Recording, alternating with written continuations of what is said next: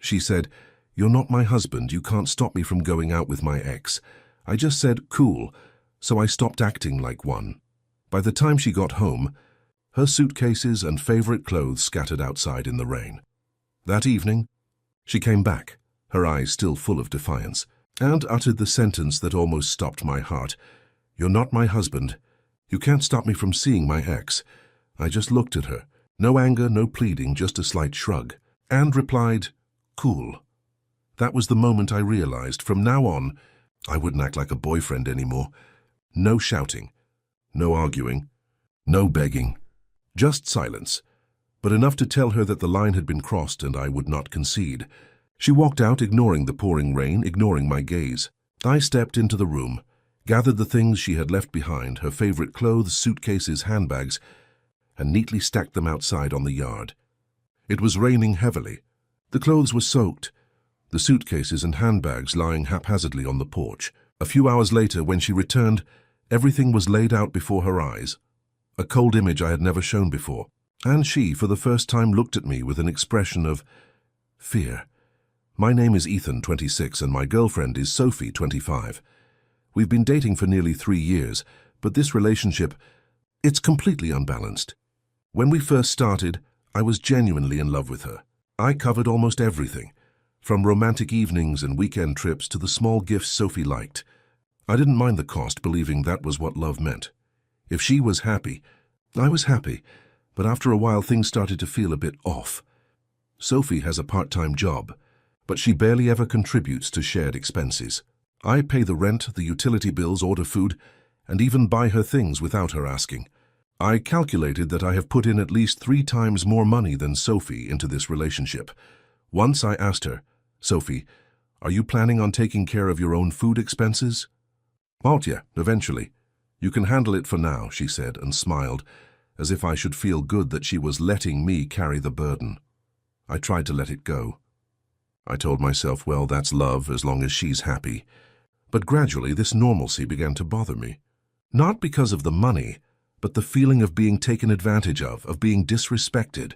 Sophie started to change, going out with her friends, contacting her ex-boyfriend Jack, wearing more revealing clothes, as if she was testing me. I vividly remember one day when Sophie went clothes shopping. I gave her the money, she took it and smiled. "You always take such good care of me, babe." She was smiling, but her eyes held a hint of defiance, as if to say, "So what if you pay? You can't stop me." I stood there, feeling both proud that she got what she wanted and a little hurt. Jack, the ex-boyfriend, has been showing up more recently. I know Sophie used to love Jack, and I was fine when they were just friends. But now the late-night texts, the long phone calls, the photos they took together, started making me uncomfortable. It wasn't about being controlling, but the feeling of investing so much and being dismissed was stressing me out. One day I gently asked, "Sophie, are you and Jack just friends?" "Yeah, just friends." "Why do you keep paying attention to that?" She smiled. Looking at that smile, my heart felt both sad and angry. Sad because I always cared. Angry because she took my concern for granted. I had invested too much, money, time, emotion. But Sophie didn't seem to notice, or she deliberately minimized it. Every time I gently reminded her, she would just smile or even mock me. "You're too serious." I started to realize all my sacrifices, every time I nurtured this relationship, was no longer appreciated. The breaking point came when Sophie told me, "You are not my husband. You can't stop me from seeing my ex." I stood there feeling like the past 3 years had vanished. I wasn't angry. I didn't cry. I was just empty. All the sacrifices, all the money I spent, all the times I conceded meant nothing now. That statement reminded me that Sophie no longer saw me as important, and from now on, I would no longer act like the easygoing boyfriend. In the following days, Sophie acted like nothing happened, going to see Jack, texting and laughing, even asking me to pay for things she liked. I stood back observing. The feeling was strange and tiring. For the first time, I felt I could hold my boundary, not being the nice boyfriend just to be accepted. One Saturday afternoon, I coincidentally walked past a cafe near my place and saw Sophie sitting with Jack. I recognized them immediately. even from a distance, laughing, leaning close to each other, like two long-lost close friends.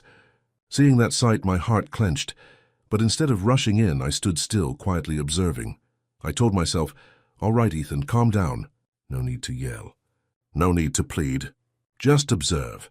But the sense of unease grew within me. I had invested all this money, time, and emotion, and Sophie was comfortably laughing with her ex as if I didn't exist. When Sophie stepped out of the cafe, still chuckling, I walked over. My voice was deliberately calm. "Sophie, are you happy?" She looked slightly startled, then offered a half smirk. "You're standing here again?" "Yeah, I'm happy. It was just coffee." "Just coffee?" "The way you were." Leaning close to Jack, laughing like that. I tried to speak, but my words felt weak. Sophie shook her head, her eyes full of defiance. "You are not my husband. You can't stop me from doing anything, Ethan. Go ahead and try, see if you can." That sentence felt like a slap. My heart ached, but this time, instead of getting angry, instead of arguing, I just sighed and smiled faintly. Cool. One word, simple, yet containing the entirety of a silent ending. No shouting, no pleading, just one word. Cool. Sophie paused slightly, as if she hadn't expected me to react that way. That evening I went home, lost in thought. 3 years, everything I had put in. Paying rent, utility bills, buying her clothes, covering weekend trips, small gifts. Now, it seemed, Sophie no longer valued any of it.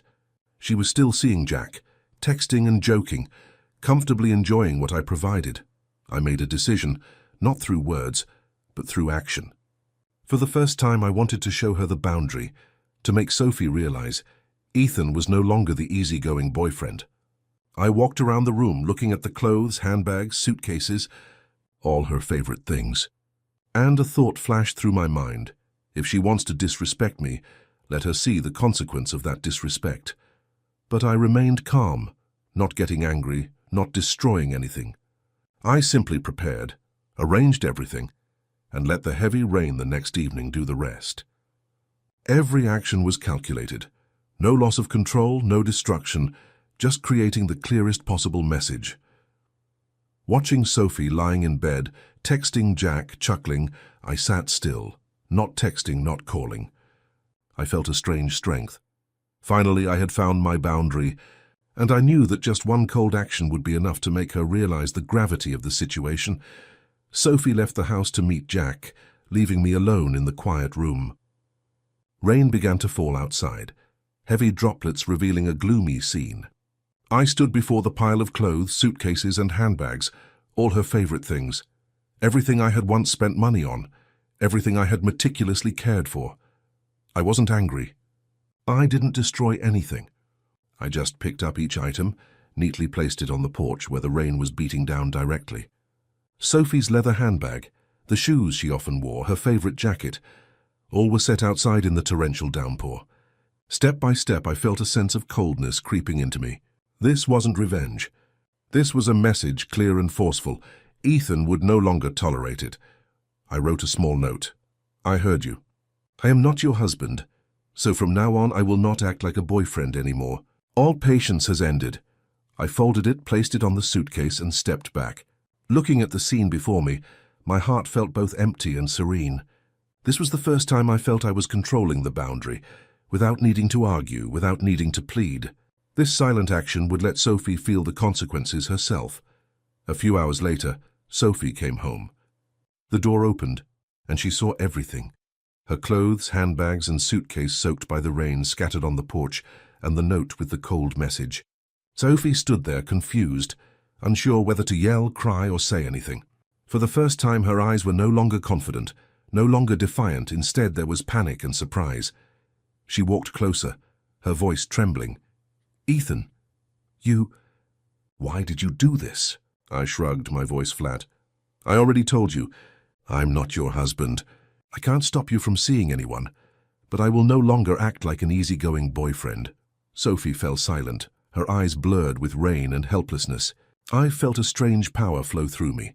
Not anger, not vengeance, just the affirmation of my boundary. She understood that all her past disrespect had led to this consequence, and for the first time she felt the value of what I had sacrificed. I turned my back and walked into the house, leaving Sophie standing there in the rain. The sound of rain on the suitcase, the handbag, the soaked clothes seemed to emphasize a single message. Ethan had changed. Aunt Sophie, for the first time, had to confront his true coldness. A few days of silence after that rainy night. That's all I got, and I didn't witness the chaos outside directly. Everything was relayed to me by friends a few days later, but just hearing it was enough to make me smile to myself. My friends told me that Sophie returned home that evening with her suitcase, clothes, and handbags thoroughly soaked. In a panic, her hands trembling as she held her waterlogged belongings, she rushed over to Jack's house for help, hoping he would assist her. I smiled as I listened. Jack didn't bother to open the door, didn't answer his phone, and didn't even text her back. The person she had trusted the most, the one she thought would rescue her, ended up completely turning his back. Sophie had to bear the consequences alone. Soaked clothes, a damaged suitcase, waterlogged handbags, the items she once took pride in, were now just a chaotic mess. She pleaded, she begged for help, but no one was by her side. Karma arrived perfectly. Sophie had once disrespected me, and now she was being repaid by her own disrespect. As for Jack, the one who had interfered in another's relationship, his unreliable nature was now exposed, turning away when she needed him most. As my friends recounted the scene, the image of Sophie standing in the rain, soaked, her suitcase and clothes in her hands, eyes wide, trembling, confused. I couldn't help but laugh. She was so confident, so defiant towards me, and now she was utterly helpless. All her confidence, all her mockery, now dissolved in the rain and Jack's abandonment. After hearing the story, I sighed, feeling both satisfied and immensely peaceful spreading throughout my body. There was no need for yelling, no need for violent revenge. I had simply drawn a boundary, acted coldly, and karma took care of the rest.